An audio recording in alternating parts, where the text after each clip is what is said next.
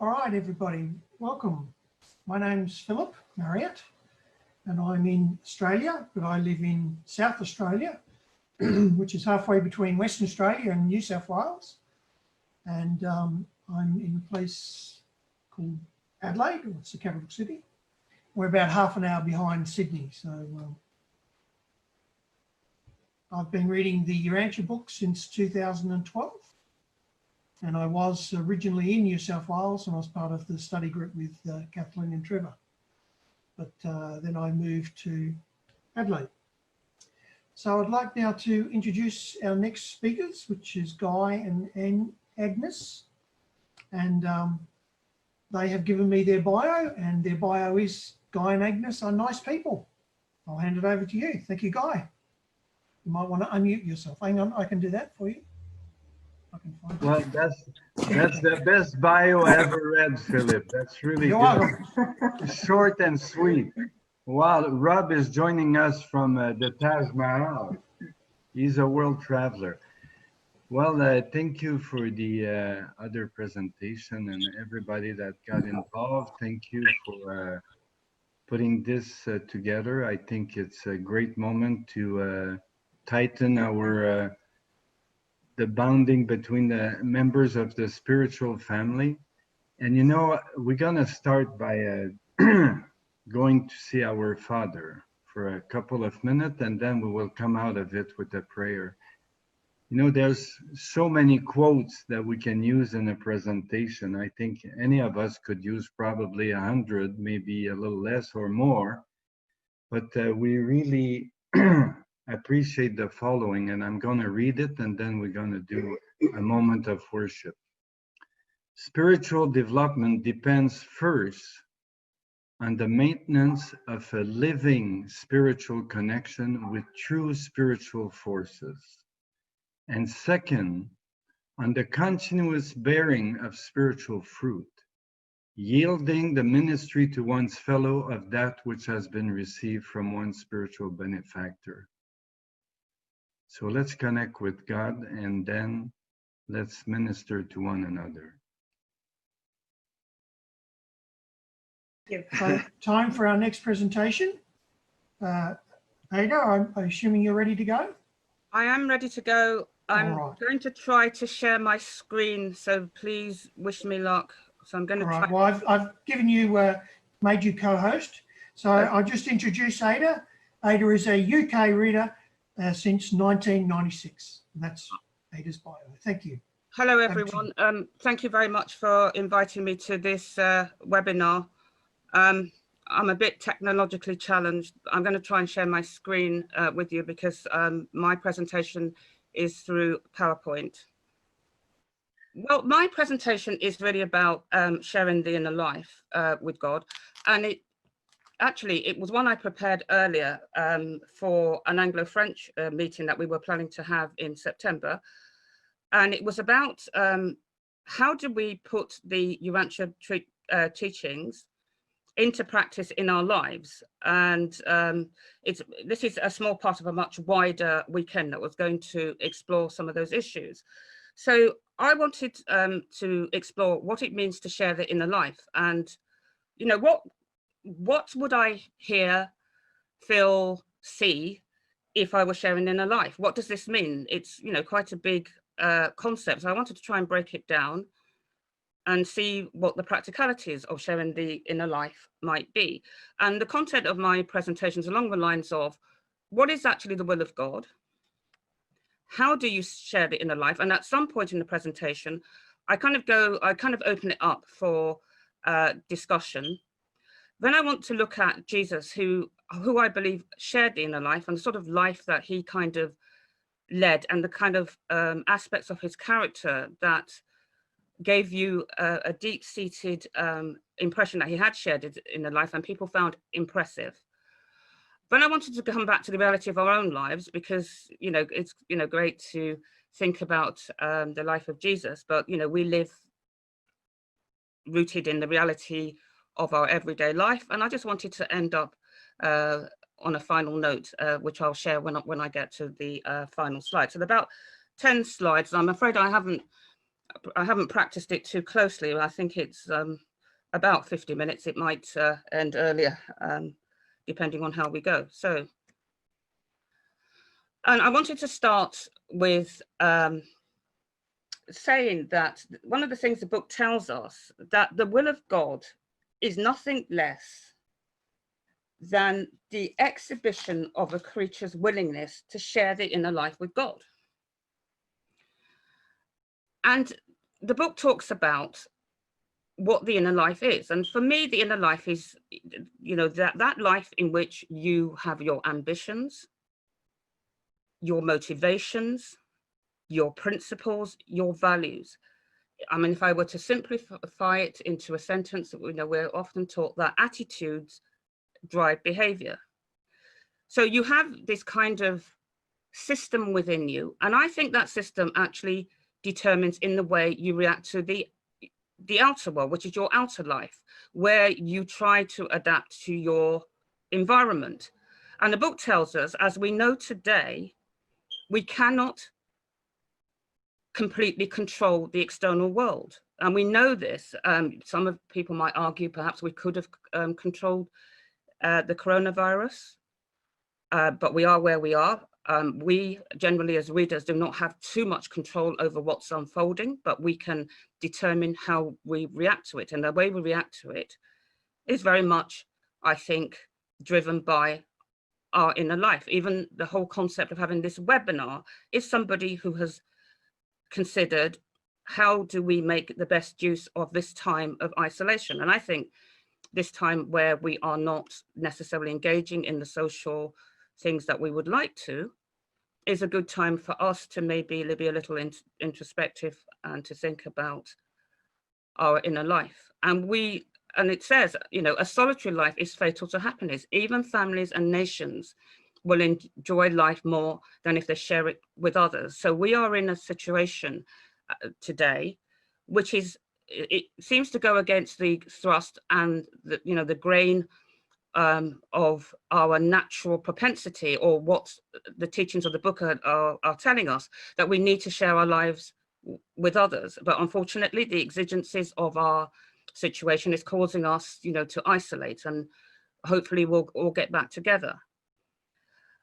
And, you know, as I said, I think the inner life is really the hotbed of our values, you know, our motives and our motivations. And one of the things the book says is that today, the nations of the world are directed by men who have a superabundance of ideas. There are lots of ideas on how we might do things, but are these ideas driven by ideals? You know, are all of these ideas driven by one of the greatest ideals, which is, you know, the brotherhood of all men? So I'm going to now flip to the next slide, which I'm calling how do you share the inner life? It's all very well saying, well, you know, you should share the inner life with God. I mean, you know, what does it look like if you're sharing the inner life? And this puts me in mind of something Jesus said when he was on his tour of Rome. He met a number of people and he left a message for them. And I thought this message spoke very much to me, because I felt almost, you know, I could identify with the people that he came into contact with. And I felt what he said to them helped them to look at the everyday aspects of their lives and find a part of it that they could share with God. Now, God is not asking us to give up our lives. He's asking to have a share in that life. He's almost asking, can I have a seat at the table and the committee in your head? He's not saying, give your whole life over to me. Some of the older religions taught, give your life to God, but he's teaching us to share it with him. So Jesus met a miller and he said, you know, as you mill corn into something from those hard husks into something much more palatable, something that we can digest, something that becomes quite serviceable. You know, think about grinding up the complexities of the truth into readily available, something that's readily digestible to everyday mortals. You know, as the miller, you know, take the complexities of the Urantia book and see what you can do to make them accessible, to make them simple. As you know, it puts me in mind with the person that Jesus met at the well. He took the concept of water and was able to help her to understand his mission, which was to provide her with living water in which, you know, she drank of, she would never ever thirst again. So he came across a builder, and if we think about the kind of structures that are built in our cities, you know, they start with, you know, concrete monstrosities. Some people might say they turn into glass monstrosities, but there is something beautiful about the way buildings, you know, the way buildings are built and what they end up as, you know, very important landmarks and features of our cities. And Jesus used that as an analogy. He said, you know, and he said to a builder, you know, you must have a certain amount of achievement when you see these buildings going up. But even as you build these buildings, think about building spiritual character. Think about building the things you need to build your soul for your eternal life. He met somebody who liked the fine things of life, you know, good food, good dining, good company, good holidays. And he said, no, that's great. That's great. But also, when you think about these things, don't forget to think about the eternal life, the next life. You know, you'd do wise to enjoy the good things of life, but also remember there's another level of existence. He also met an innkeeper.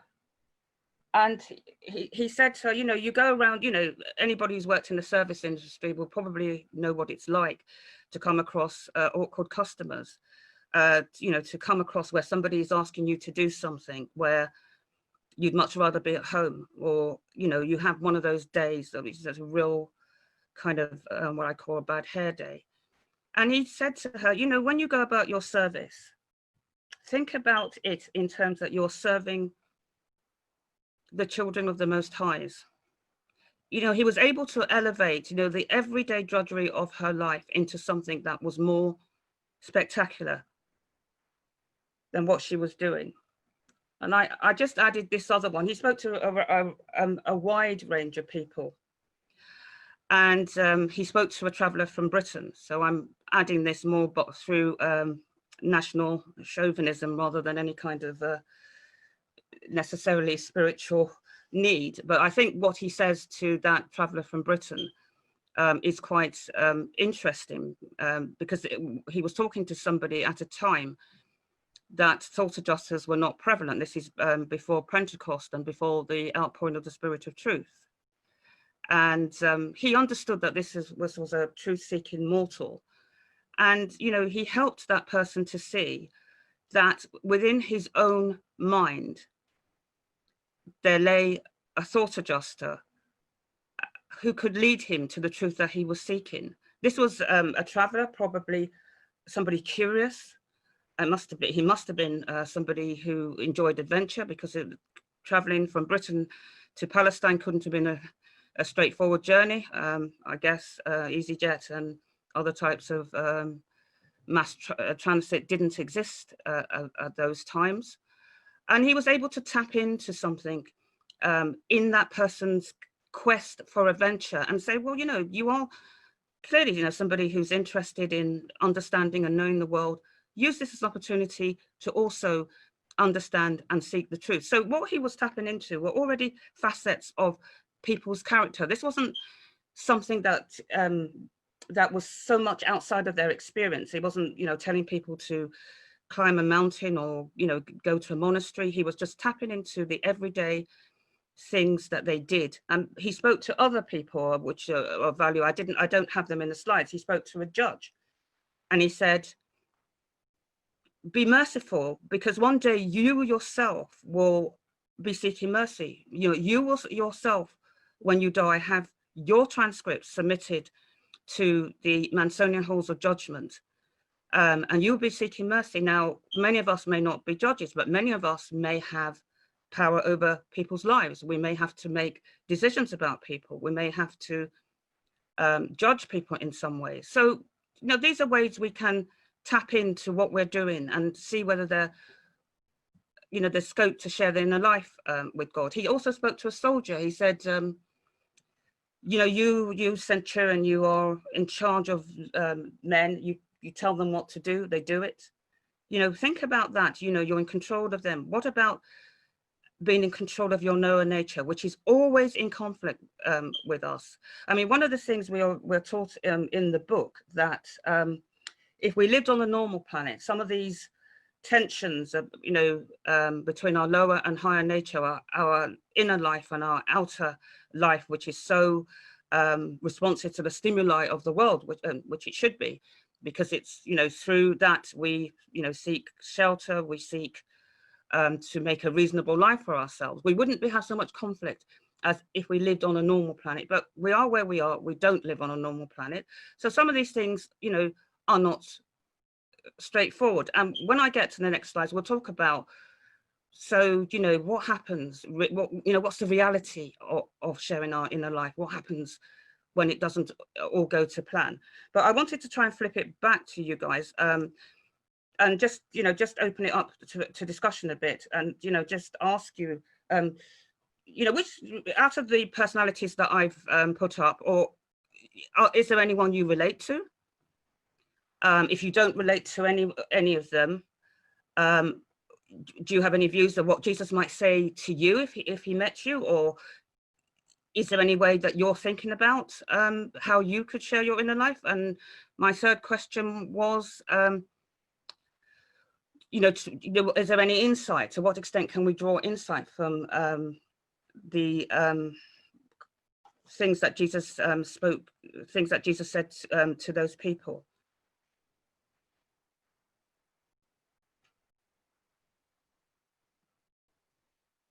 Does anybody want to start me off?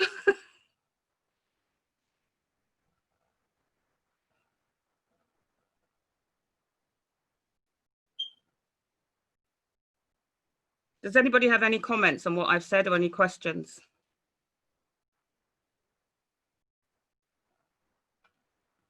Ada, it's very good.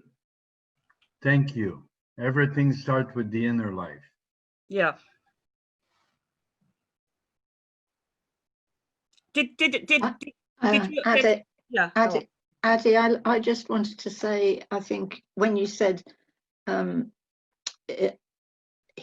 Jesus elevates everyday drudgery into something more spiritual, and I think that's really pertinent, because everybody at some stage feels as though they're doing something that's a pain, that's drudgery. Yeah. And it's something we can all remember. Yeah. Yeah, that's something I try to remember. Mm. Did it resonate with anyone else?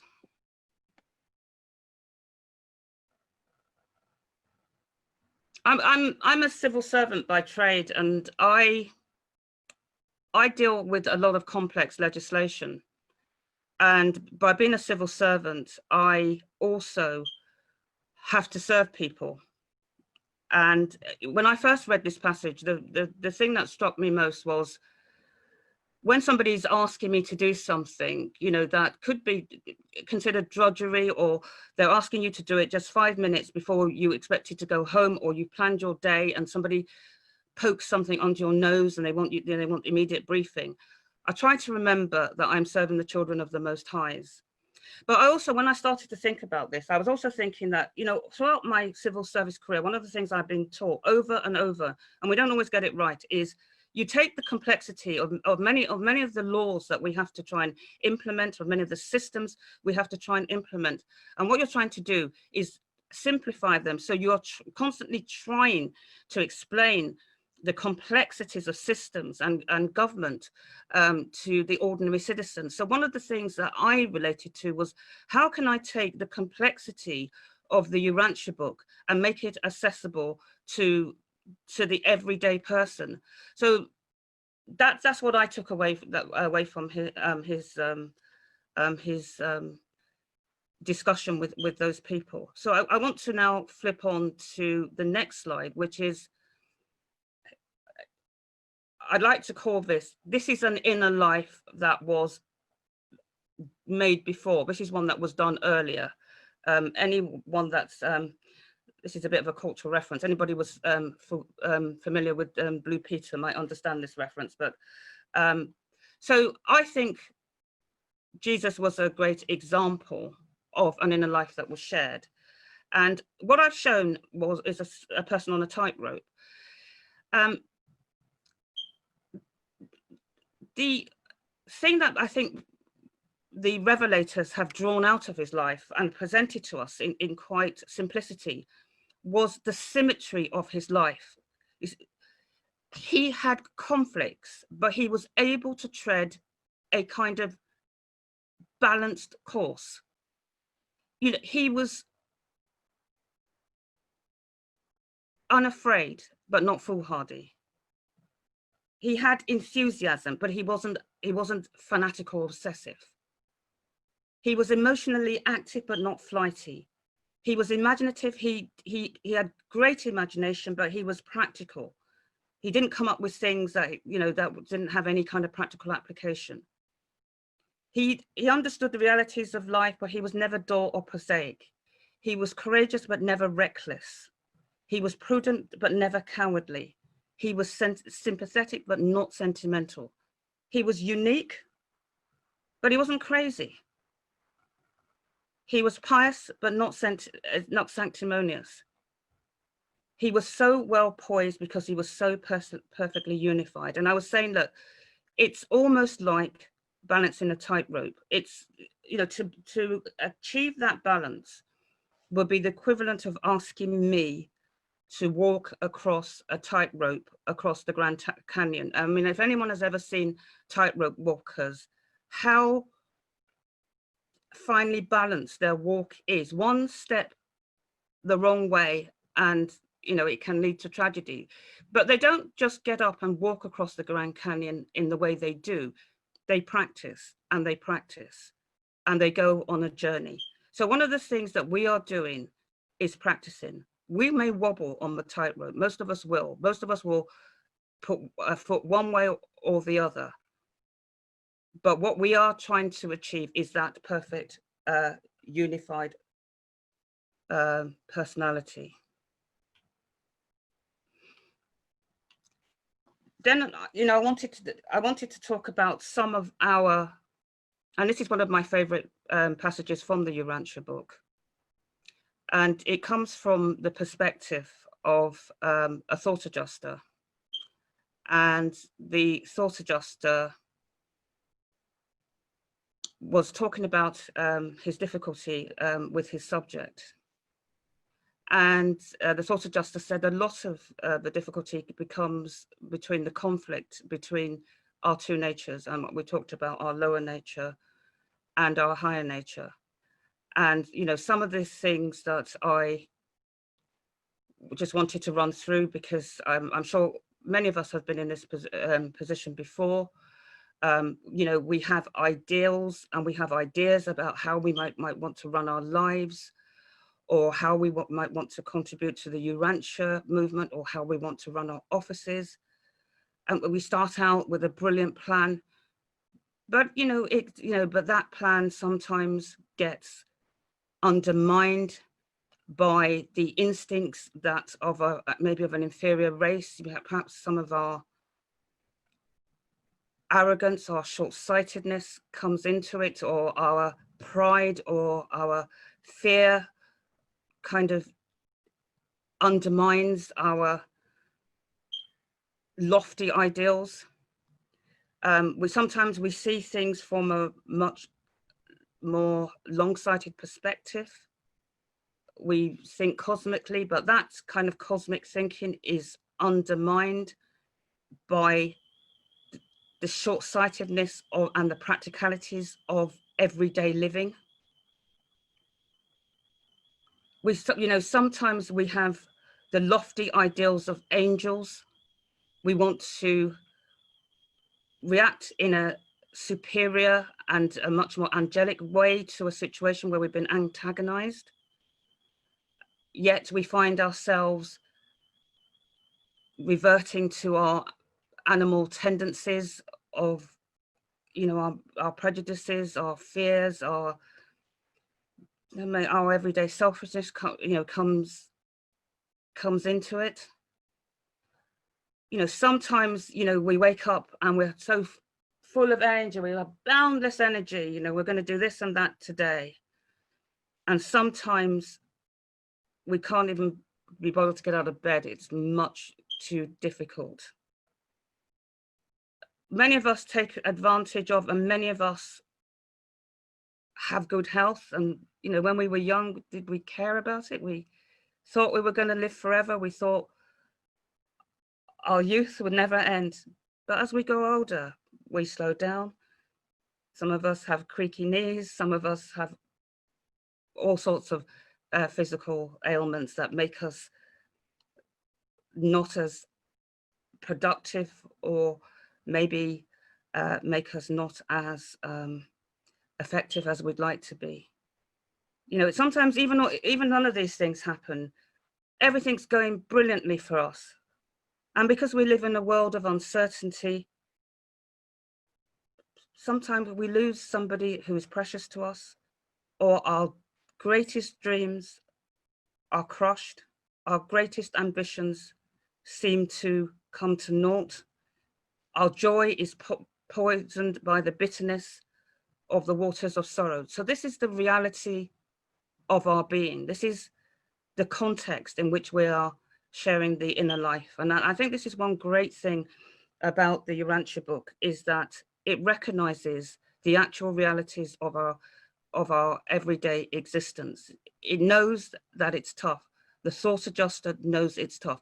And in fact, the thought adjuster of this particular subject said that the person found a fair degree of happiness on the planet and is actually even progressing through the mansion worlds. So I'm saying, well, okay, so if I do share my inner life, you know, what's happening? Okay, this was a story that was we understand from the book, that was told to a shepherd's boy during the night, and it was remembered by the shepherd's boy as we know it. And if anybody's ever read the Bible, and it's quite a popular Psalm 23, but I absolutely love this particular passage from the book. I'm so envious of the language, and I just find it absolutely sublime. And I think, again, it tells us from a seraphim's point of view. A thought adjuster works within us and deals a lot with our emotions. The seraphim tends to work outside of our environment. And once again, it takes us on the journey through our lives, and it represents a journey that is not straightforward, but it gives us hope. Even though our journey isn't straightforward, that we actually have hope. And it starts with that: I shall not in this divine present want for food nor thirst for water. Though I go down into the valley of uncertainty or ascend into the worlds of doubt. Many of us have had self-doubt. Many of us may have started on the project, or even may doubt ourselves, maybe sometimes even doubt the truth. Sometimes, though I move in loneliness, many people today, because of the situation we're in as a planet, are not being able to engage with the people they normally would. You know, there are people who live alone, and who you know, may have to self-isolate because of health reasons, or because they may even be suffering. They may actually even be ill with the virus. Sometimes, you know, everything just goes well for you. You triumph in choirs of light. It's a good hair day. Everything has fallen into place. You know, the project you wanted to do, you've done it.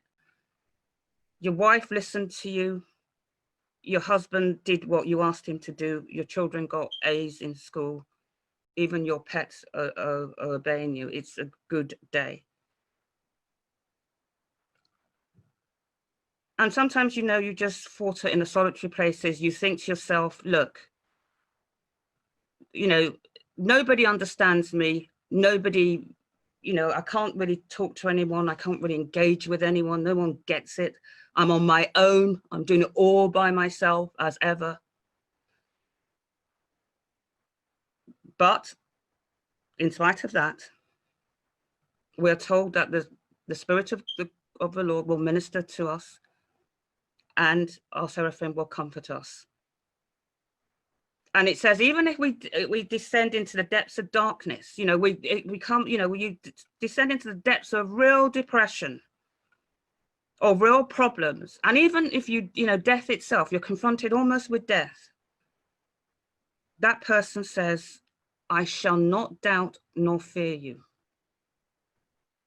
For I know in the fullness of time and the glory of your name, you will raise me up to sit with you on the battlements on high. And I thought that was an amazing vision. And I always envisage, you know, the gods hoisting me up so I can sit with them and I can view life from their perspective. And I just wanted to end on a final note about sharing the inner life. And because that was the whole point of the presentation. And I was, you know, it took me back to, well, took me slightly forward, actually, to our life in the mansion world, where our inner life and our outer life approximate a bit more than they do on this planet. On this planet, to a certain extent, we're told that you can, they do say actually the extent to which you're beautiful, to a certain extent does have something to do with your inner life, but they say it's not an exact science. But in the mansion world, your physical appearance and your inner appearance will be more aligned. So your inner life will become much more seen by other people. You won't be able to run away from your motivations. You won't be able to pretend to be something you're not. So where I've left it is,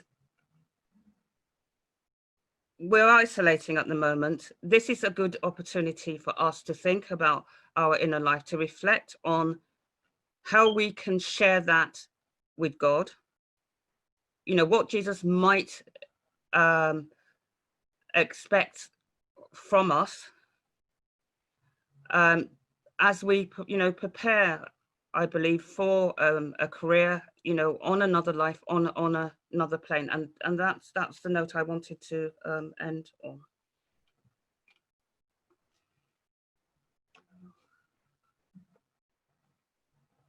Okay, you taking any questions? Anna, you might have been first. Yeah, Ada, this was lovely. I love these stories of you know, Jesus as he passed by. It's so simple, it's so ordinary and beautiful. And then you juxtaposed it to, you know, to looking at Jesus' character, because you know, when I experience myself in these moments, you know, sometimes I am there, you know, and make a comment, and you can just feel the Spirit of truth, you know, moving through you in those moments. But you know, so often, you know, I pass by one of those opportunities, and I go, where was I? You know, it was just held right out to me, and I realized I wasn't, you know, that person that Jesus is described as. You know, I wasn't balanced. I wasn't. I hadn't oriented my being, you know, to be in touch with my soul, and so that's the real lesson in these beautiful stories to me, is that I must cultivate communion, that constant contact with divine resources, and balance my person, work on myself, so that in those moments I'll be present enough and courageous enough to speak. So I really appreciate the work you put together, and it's really valuable to me. Thanks. Thank you. I very much agree with what you're saying. I mean, but it's so hard, you know. But I think they recognise how hard it is for us. So, you know, it's part of the human condition. MJ, Ray, I think you were next. Yeah, hi, Ade. It's Margie Ray. I'm in Birmingham, Alabama, USA. Ade, I really enjoyed your presentation, and it really just brought up so many thoughts. So thank you very much. Like you, I like that section in paper 111, section 7 and paragraph 5. But it took me a long time to understand that many of these things that they talk about give us a chance to make choices. You know, we have, you know, since we're trying to, I mean, we are contributing to the Supreme, we not only have to be, we have to do. And so part of, you know, what was, I guess, maturation for me was to understand, you know, that I had opportunities to make, for lack of a better word, better choices, such as the thing about the gladness of anticipation disillusioned by the bitterness of realization. Well, you can choose to react to a situation or, you know, an experience within your life, but with bitterness, but you can also choose to extract the meaning from it. What does that meaning have? I've recently been doing a lot of reading in Viktor Frankl, in which he talks about meaning and man's search for meaning. And so in many of these things, it's when we were offered these choices, is to push ourselves back and seek, you know, the will of our adjuster for us. And I think that this, when you rely on God and ask for their, you know, for his help in, you know, these decision points in our lives, and these are not like major decision points, like, you know, I'm going to move to the other side of the world, or I'm going to, you know, these are like daily little things, you know. And so it's this reliance, you know, upon our adjuster and on the Father, and how much he loves us every day, no matter really what situation we are in, that can motivate us to have a more meaningful choice in the situation that we are in. And Dana, I really appreciated what you had to say also. It was really quite good. So thank you everyone for being here. It's very early in the morning, but it's absolutely wonderful. It was a great way to wake up. Guy, I think you had your hand up next. And yes, first. Okay, yes, thank you. I've been very touched, Ada, by when you said, I want to simplify things. And for me, I think that it is important to use words that can be heard by the soul of the person. Yeah. And so really, I'm always asking God, please help me to simplify.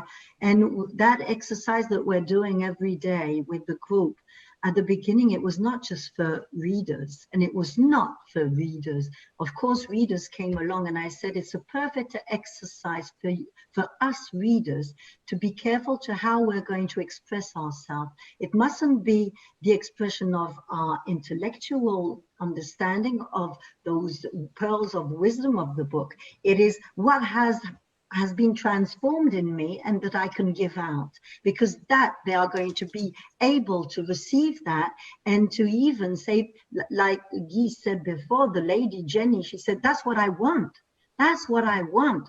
But if we're talking about things, you know, even me, sometimes I say, oh, that's too difficult. It's the words are, how do we say it?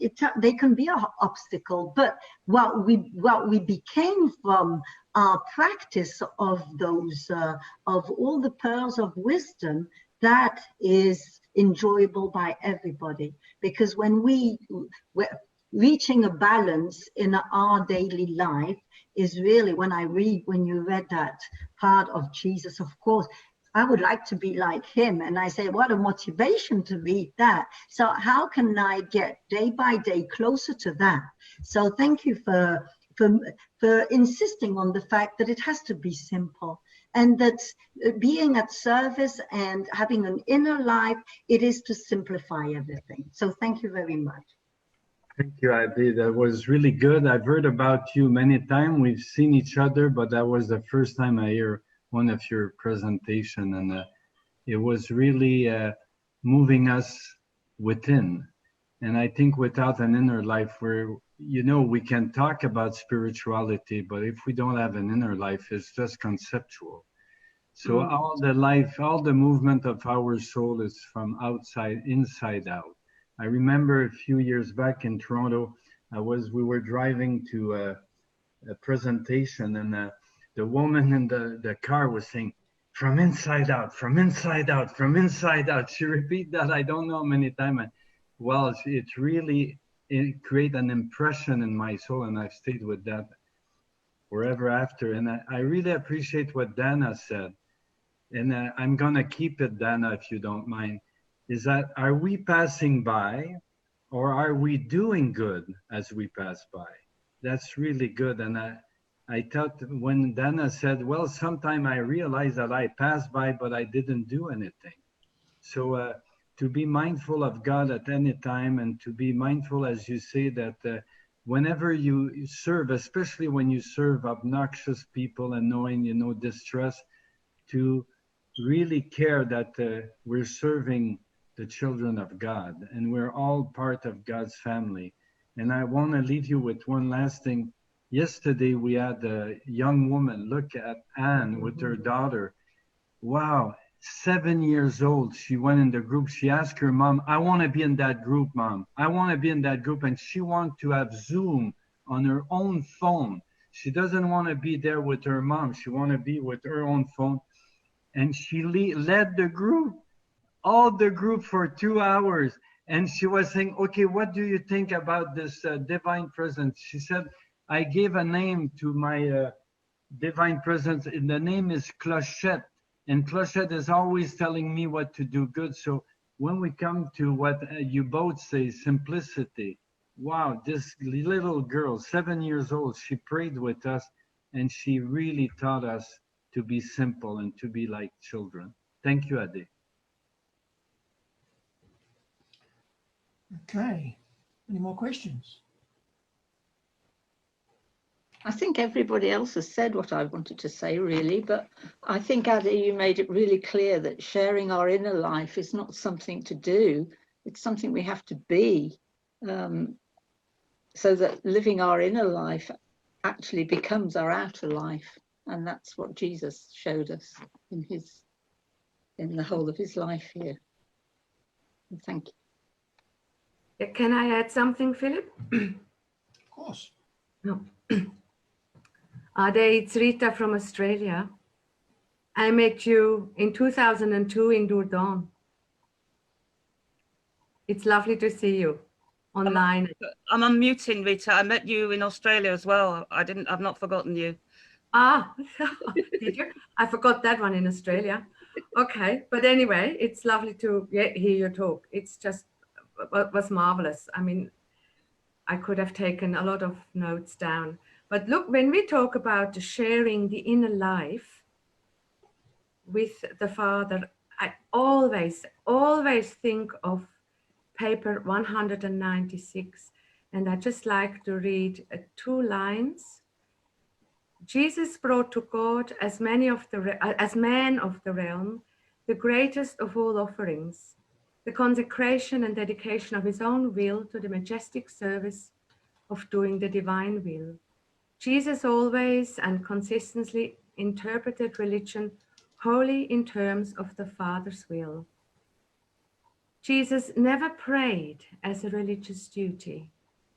To him, prayer was, and then comes this amazing list of things. Prayer was a sincere expression of spiritual attitude, a declaration of soul loyalty, a recital of personal devotion, an expression of thanksgiving, and so on. I just love it. I always want to make a list and hang it up somewhere.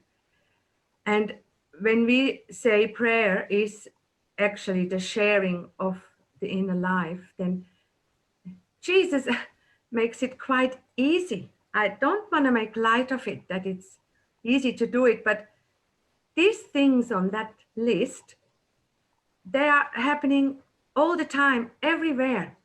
And if you are tuning in,